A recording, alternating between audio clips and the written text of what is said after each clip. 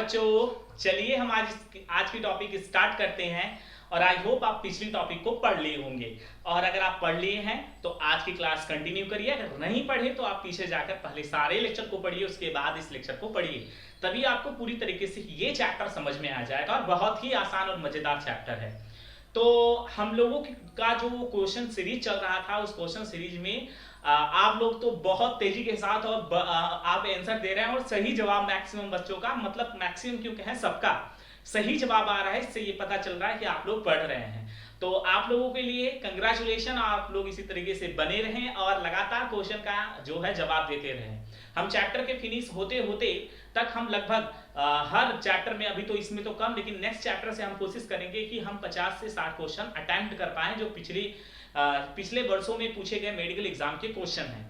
तो आप लोग इसी तरीके से बने रहिए और क्वेश्चन को सॉल्व करते रहिए। तो आज हम बता दें कि आज जो क्वेश्चन जो हम पिछले क्लास में पूछे थे, उसका सही जवाब बहुत सारे बच्चों ने दिया है, जिनका नाम हमें कॉपी पर नोट करना पड़ा। ये 2-3 बच्चों ने नहीं, लगभग 8 से 10 बच्चों ने इसका जवाब सही दिया है। तो चलिए हम स्टार्ट कर देते हैं। पहले उनका नाम बता दें हम आपको। जो क्वेश्चन पूछा गया था उसमें 39वां जो नंबर का क्वेश्चन था, उसका आंसर नंबर ए सही था, और 40वें नंबर का जो आंसर था वो बी सही था, और 41वें का सी सही था। और उसके बाद इसका सही जवाब सबसे पहले जिद्दी गर्ल ने, फिर दूसरे नंबर पे जो था वो कौशल शर्मा ने दिया, तीसरे नंबर पे राहुल सोनकर ने, और चौथे नंबर पर अभिषेक प्रजापति ने, और 5वें नंबर पर नेहा यादव, और 6ठे नंबर पर जो है हर्ष गुप्ता, और 7वें नंबर पर तिवारी मानसी है कोई, उन्होंने दिया है, और 8वें नंबर पर जो है वो एक बच्चे का नाम है कुंडू करके, उन्होंने दिया है आंसर, तो प्रीतम कुंडू। तो आप लोगों को बहुत बहुत बहुत बधाई हो, और इसी तरीके से आप बने रहें, क्लैपिंग हमारी तरफ से। और चलिए हम आज की क्लास कंटिन्यू करते हैं, लेकिन उससे पहले आप कहेंगे सर भूल गए, आज भी आप नहीं भूलेंगे नहीं, आज ही क्वेश्चन का वो सीरीज यानी जो हम कंटिन्यू कर रहे हैं, तो आज भी वहां से पूछ ही लेते हैं। तो बोर्ड पे जो दिखाई दे रहा है इन क्वेश्चन का जवाब आप जो है जरूर कमेंट बॉक्स में लिखिए और अपने आप को प्रथम आने की कोशिश करिए। देखिए बच्चों, प्रथम आना या सेकंड आना या फर्स्ट या सेकंड या थर्ड आना नहीं, ये जरूरी नहीं रखता। मायने ये है कि आपने क्वेश्चन का जवाब सही दिया है। तो आज की क्लास कंटिन्यू करते हैं और आप जो है क्वेश्चन का जो हमने पूछा है उसका जवाब आप जरूर दीजिएगा, ठीक है। तो चलिए स्टार्ट करते हैं हम आज की क्लास। आज की क्लास में हम पढ़ेंगे सीड यानी बीज के बारे में, ठीक है। तो बीज क्या होता है इसके बारे में हम आज डिस्कस करने वाले हैं, जिसको इंग्लिश में हम क्या कहते हैं, सीड कहते हैं। अब ये सीड होता क्या है आपको हम बता दें यहाँ पर। तो आप जो है ध्यान से देखिएगा, किसी भी, ठीक है, किसी भी आवृत बीजी पौधे में, मतलब जो किसी भी आवृत बीजी पौधे का लैंगिक जब जनन होता है तो उसका अंतिम परिणाम क्या होता है, बीज होता है, ठीक है। यानी कि एनी जो angiosperm plant in last result कौन है, सीड होता है। तो मतलब जब भी लैंगिक जनन होता है तो उसका आपने पता है उससे पहले क्या होता है, उसका प्री फर्टिलाइजेशन होता है, फिर उसके बाद फर्टिलाइजेशन होता है, फिर उसके बाद पोस्ट फर्टिलाइजेशन होता है। तो किसी भी आवृत बीजी का आप लोग राइट करेगा, या फिर हम यहां पर लिख देते हैं, ठीक है, किसी भी आवृत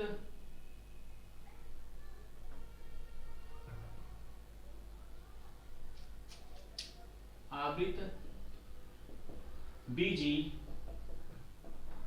पौधे में लैंगिक जनन का अंतिम परिणाम बीज होता है, ठीक है।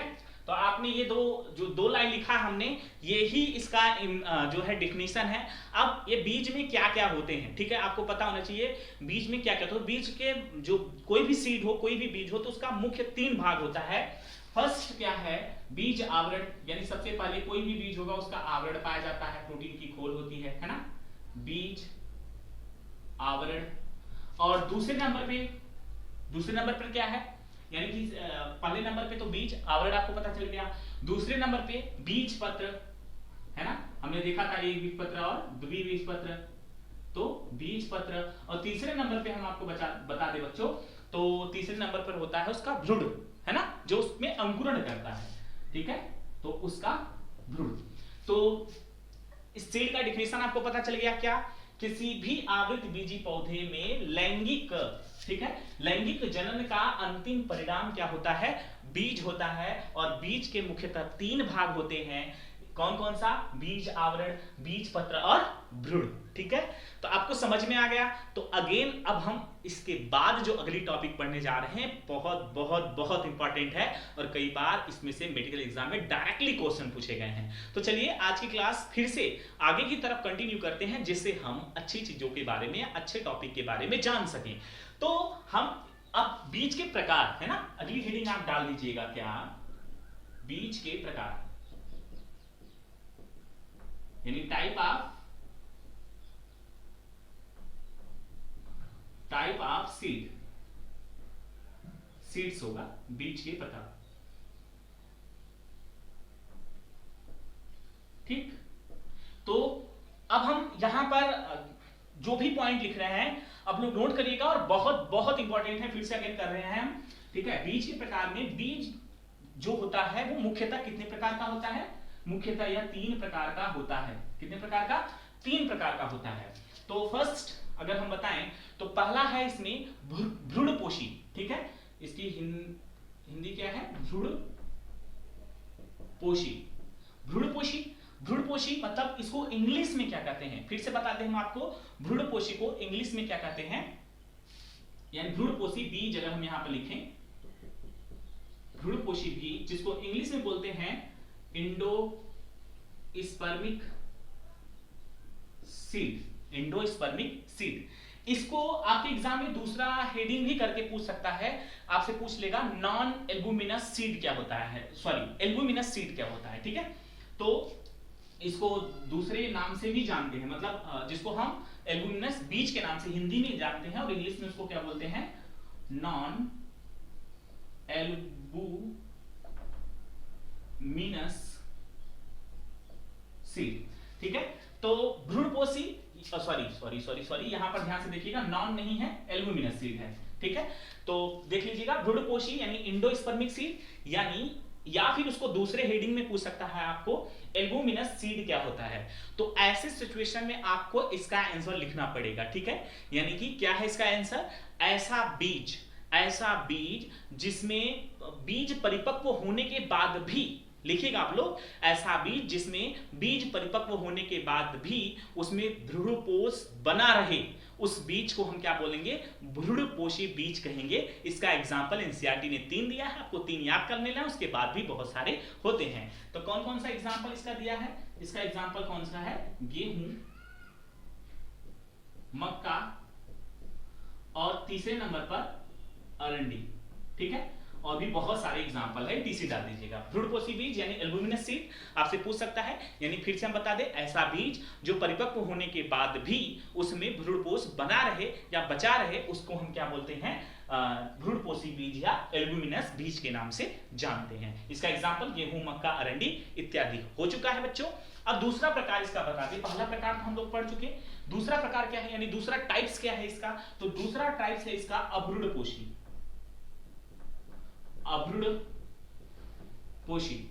अभ्रूणपोषी बीज जिसको इंग्लिश में कहते हैं क्या, non endospermic seed, non endospermic seed.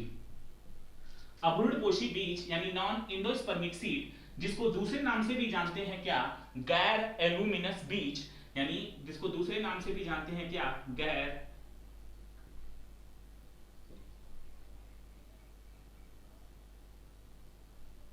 Albuminous बीज, जिसको इंग्लिश में क्या बोलते हैं, नॉन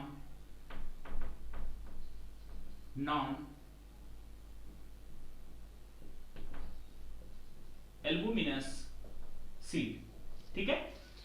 2 हेडिंग आपसे फिर से, मतलब ये दूसरा टाइप है इसका, भ्रूणपोषी देख लिया हमने, अभ्रूणपोषी। इसका दूसरा नाम भी आपसे पूछ सकता है क्या, कि आप बताइए कि गैर एल्बुमिनस बीज क्या होता है, तो उस सिचुएशन में आपको इसका आंसर हम आपको बता दें, ऐसा बीज, फिर से आप लोग राइट करिएगा अपने नोट कॉपी में, क्या ऐसा बीज जिसमें बीज परिपक्व होने के बाद भी पूरी तरीके से उसका जो भ्रूण होता है उसका उपभोग नहीं किया जा सके, ठीक है, यानी उसका पूरा का पूरा उपभोग किया जा सकता है, ठीक है, पूरा का पूरा उसमें जो भ्रूणपोष है वो नहीं हो, ठीक है, उसे हम क्या कह दें, अभ्रूणपोषी। फिर से माय डियर स्टूडेंट, फिर से आप लोग राइट कर लीजिए, आपको बता दें हम, अभ्रूणपोषी बीज मतलब ऐसा बीज जिसमें बीज परिपक्व होने के बाद भी, बीज परिपक्व होने के बाद उसमें भ्रूणपोष न बचे, ठीक है, उसका पूरी तरीके से जो है उपभोग कर लिया जाए, मतलब उसमें भ्रूणपोष ही ना बचे, उसको हम क्या बोलेंगे, अभ्रूणपोषी बीज या गैर एल्बुमिनस सीड के नाम से जानते हैं, ठीक है। फिर से हम आपको बता दें, फिर से आपको कंफ्यूजन ना हो तो इसका डेफिनेशन अगेन हम आपको बता देते हैं, यानी ऐसा बीज जो परिपक्व होने के बाद उसमें भ्रूण न बचे, इसलिए तो नाम लिखा है अभ्रूणपोषी, ठीक है, उसे हम क्या कहते हैं, अभ्रूणपोषी बीज यानी नॉन एंडोस्पर्मिक सीड या फिर गैर एल्बुमिनस बीज यानी नॉन एल्बुमिनस सीड के नाम से भी जानते हैं। इतना क्लियर हो गया। अब आपसे तीसरा हेडिंग यानी तीसरा इसका प्रकार क्या है, आपसे पूछ सकता है परिभ्रूणपोष क्या होता है, परिभ्रूणपोष, हाँ सॉरी, इसका हमने एग्जांपल आपको नहीं बताया, इसमें लेग्यूमिनस जो प्लांट आते हैं ये सब इसमें आते हैं, इसका उदाहरण कौन कौन सा है, एग्जांपल अगर लिखना है तो आपको लिख लीजिएगा क्या, मटर और मूंगफली, ठीक है, मटर और मूंगफली, और भी बहुत सारे हैं जिसमें चना है, ठीक है, इसमें बहुत सारे एग्जांपल है, तो आप दो एग्जांपल याद रखिएगा, ठीक। अब तीसरे पॉइंट की तरफ, यानी तीसरा टाइप्स जो हम हैं उसको बता दें, तीसरा हेडिंग है आपका क्या, परिभ्रूणपोष, जिसको हम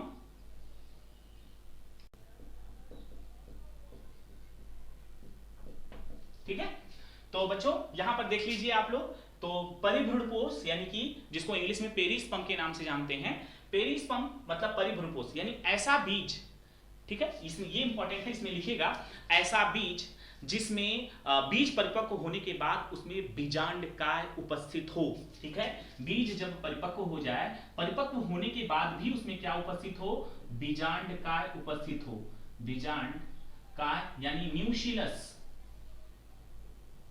न्यूक्लियस नहीं है, ठीक है, न्यूक्लियस नहीं हम बोले हैं, न्यूक्लियस प्रेजेंस हो, ठीक है, यानी बीजांडकाय उपस्थित हो, बीजांडकाय है, हमने उसका जो है फिगर ड्रॉ किया है बीजांड वाले में, आप देखिए बीजांडकाय किसको कहते हैं, तो ठीक है, तो इसमें क्या लिखेंगे, ऐसा बीज परिपक्व होने के बाद उसमें बीजांडकाय उपस्थित हो, उसे हम क्या कहते हैं, परिभ्रूणपोष के नाम से जानते हैं, ठीक है।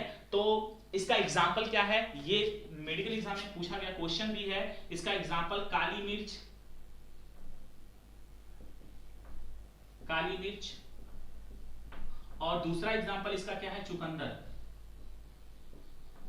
ठीक है, तो दो एग्जांपल हमने यहां पर देख लिया, यानी परिभ्रूणपोष यानी पेरिस्पर्म यानी ऐसा बीज जिसमें बीजांडकाय उपस्थित हो बीज परिपक्व होने के बाद, उसको हम क्या बोलेंगे, परिभ्रूणपोष के नाम से जानते हैं, और इसका एग्जांपल कौन है, काली मिर्च और चुकंदर, ठीक है बच्चों। तो चलिए हम अगले टॉपिक की तरफ बढ़ते हैं। अगला टॉपिक है बीज प्रसुप्ति, ठीक है, बीज प्रसुप्ति, आपसे हेडिंग में पूछ सकता है कि बीज प्रसुप्ति क्या होता है, बीज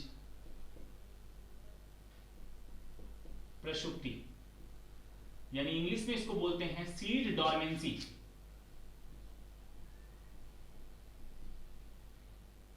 सीड डॉर्मेंसी, ठीक है, बीज प्रसुप्ति क्या है, अब बता दें आपको, ऐसा बीज जिसका भ्रूण निष्क्रिय अवस्था में चला जाए, एक लाइन का आंसर हमने क्या बोला, ऐसा बीज, ऐसा बीज जिसका भ्रूण निष्क्रिय अवस्था में चला जाए,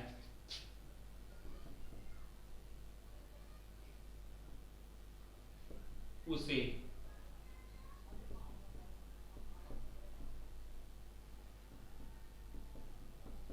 बीज प्रसुप्ति कहते हैं, ठीक है, उसे बीज प्रसुप्ति कहते हैं। तो ऐसा बीज जिसका भ्रूण जो है निष्क्रिय अवस्था में चला जाए उसको हम बीज प्रसुप्ति के नाम से जानते हैं। मतलब इसका मतलब क्या है, जैसे आपको पता है जैसे गेहूं हो, चना हो, मटर हो, धान हो, सब जब पक जाते हैं, जब सीड उसका पकता है तो उसमें से जो वाटर होता है वो निकल जाता है, तभी तो वो ठोस होता है, उसका वाटर निकल जाता है, उसमें ऑक्सीजन जो होता है, जो बीज का बीजांड जहां से जुड़ा होता है, यानी भ्रूण जो वाला भाग होता है वहां पर छोटा सा छिद्र होता है जहां से ऑक्सीजन पानी उसके अंदर जाता है, तो वहां से पानी और जो ऑक्सीजन की मात्रा होती है बहुत ही कम अर्थात न के बराबर जाती है, जिससे बीज क्या होता है अपनी प्रसूति अवस्था में चला जाता है। मतलब कि जब सीड परिपक्व होता है तो उस दौरान जो भ्रूण होता है वो अपने सुप्तावस्था में चला जाता है, यानी सोने की अवस्था कह सकते हैं। तो अब विपरीत परिस्थिति में जैसे धान पक गया, धान कब पकता है आपको पता है, नवंबर दिसंबर के महीने में जब वो पक जाता है तो उस दौरान उस धान को हम वापस नहीं लगा सकते, क्योंकि वो उसका जो बीज है वो किस में चला गया है, बीज प्रसुप्ति में चला गया है। उसका अनुकूल परिस्थिति कब आता है, जून महीने में आता है। इसी प्रकार से गेहूं कब बोया जाता है, गेहूं जब बोया जाता है तो आपको पता होगा गेहूं ठंडी के मौसम में बोया जाता है, लेकिन उससे पहले जो गेहूं का जो समय होता है, क्योंकि अभी तो कट गया, जैसे मई जून में कटता है, मई जून के बाद से लेकर अब नवंबर दिसंबर तक जो गेहूं होता है वो सोए अवस्था में होता है, क्योंकि उसको जर्मिनेट करने के लिए, अंकुरित होने के लिए एक परिस्थिति जो उसके अनुकूल होनी चाहिए वो नहीं होती है। जब अनुकूल परिस्थिति आती है तो बीज का जो डॉर्मेंसी है, बीज की जो सुप्तावस्था है वो टूट जाती है और बीज अंकुरण करने लगता है। तो बीज अंकुरण नहीं कर रहा है, इसलिए वो किस अवस्था में चला गया है, बीज प्रसुप्ति अवस्था में चला गया है। ऐसा तब होता है जब बीज विषम परिस्थिति में, यानी कि जब बाहर का एनवायरमेंट जो होता है वो विषम होता है, इसके विपरीत होता है। ठीक है, जब इसका अनुकूल होता है तो ये अंकुरित करने लगता है। आई होप आप लोगों को ये पूरी टॉपिक जो है आपको समझ में आई होगी। अब हम आगे आपको बता दें, आपको एक पॉइंट हम पिछले चैप्टर में बताए थे, क्या आपको याद होगा, आपको याद होना भी चाहिए, क्या बीजांड किसमें बदल जाता है, बीजांड से बीज बनता है और अंडाशय से क्या बनता है, फल बनता है। याद है कि नहीं, सारे स्टूडेंट को याद होना चाहिए, अगर नहीं आए तो फिर आपको फिर से बता दे, बीजांड से बीज बनता है और अंडाशय से फल बनता है। अब आपके बोर्ड एग्जाम में पूछी जाने वाली बहुत बार, मतलब कई बार एग्जाम में पूछी गई क्वेश्चन, ये जो अगली वीडियो हम पढ़ने जा रहे हैं वो है बहुत इंपॉर्टेंट है, और साथ में कंपटीशन एग्जाम के लिए भी ये काफी ज्यादा इंपॉर्टेंट है। तो क्या है हम आपको बता दें, आपसे पूछता है आभासी फल क्या है, आभासी फल जिसको हम फॉल्स फ्रूट्स के नाम से जानते हैं, इसको कई नाम से भी जानता है। आभासी मतलब मिथ्य फल से भी पूछ सकता है, मिथ्य फल क्या है, यानी गलत फल क्या है। ठीक है, गलत फल भी होता है, अब देख लो यहाँ पर सही फल और गलत फल। ठीक है, तो आभासी फल यानी फॉल्स फ्रूट्स क्या होता है, यानी मिथ्य फल क्या होता है। तो अभी हमने यहाँ पर बताया क्या, अंडाशय से फल का निर्माण होता है, लेकिन यहाँ पर कुछ गलत हो रहा है, तभी तो गलत कहा गया है ना। तो गलत क्या हो रहा है, जिस फल में, ठीक है आप यहां पर लिख लेंगे, जिस फल में पुष्पासन, जिस फल में पुष्पासन व अंडाशय, पुष्पासन व अंडाशय दोनों मिलकर फल का निर्माण करें, उस फल को आभासी फल कहते हैं। आभासी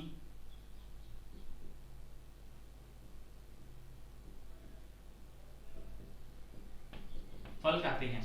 ठीक है, आपको एनसीईआरटी में हम आपको 2-3 फिगर दिखा लेते हैं, उससे पहले यहां पर देखिए,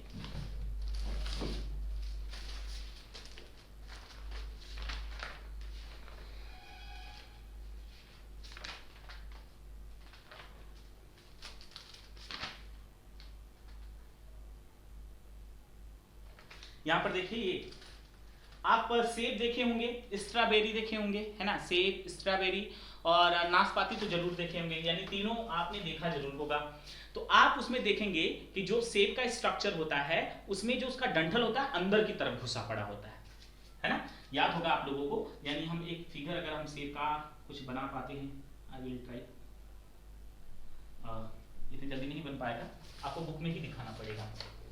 आप यहाँ पर देखिए, ये आपको अगर फोकस कर पा रहे हो तो यहाँ पर देखिए इसका ये जो डंठल है वो अंदर की तरफ है ना। उसमें आप फल में यानी कि आप सेब में, नाशपाती में या फिर स्ट्रॉबेरी में आप देखेंगे कि जो उसका पुष्प वाला भाग है, जहां पर पुष्प आसन था उसका, वो डंठल अंदर की तरफ फल में घुसा पड़ा होता है ना। तो जब ऐसा हो यानी पुष्पासन और अंडाशय, यानी पुष्पासन अंडाशय के साथ मिलकर फल का निर्माण करे तो ऐसे फल को हम आभासी फल कहते हैं। तो वास्तविक फल किसे कहेंगे, यानी सत्य फल किसे कहेंगे? अगली हेडिंग आपसे पूछ सकता है वास्तविक फल या फिर सत्य फल, यानी इसको इंग्लिश में क्या बोलेंगे?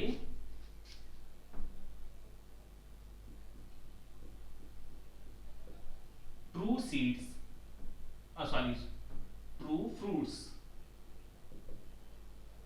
ठीक है, ऐसा फल, ठीक है हम बता दें आपको, ऐसा फल जिसमें केवल और केवल अंडाशय भाग लेता हो फल निर्माण में। ठीक है, ऐसा फल जिसमें अंडाशय से ही फल बन जाए उसको हम वास्तविक फल या सत्य फल के नाम से जानते हैं। ठीक है, ऐसा फल जिसमें अंडाशय से ही फल का निर्माण हो जाए उसे हम वास्तविक फल या सत्य फल कहते हैं। और ऐसा फल जिसमें पुष्पासन अंडाशय के साथ मिलकर फल का निर्माण करे, ऐसे फल को हम आभासी या गलत फल के नाम से जानते हैं।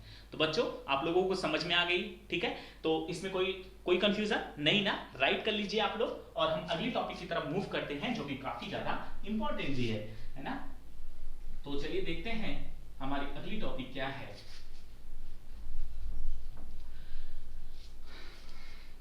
अगली टॉपिक है अनिषेक फलन। कुछ नाम सुना नजर आ रहा होगा। अनिषेक फलन यानी पार्थेनोकार्पिक। अनिषेक फलन का मतलब होता है बिना निषेचन से फल का निर्माण। एक लाइन का आंसर है बच्चों।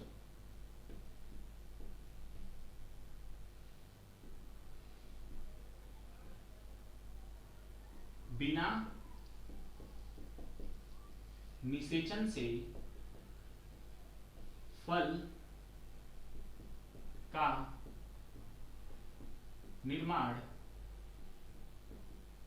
अनिषेक फलन कहलाता है। एग्जाम्पल इसका बेस्ट कौन है? केला।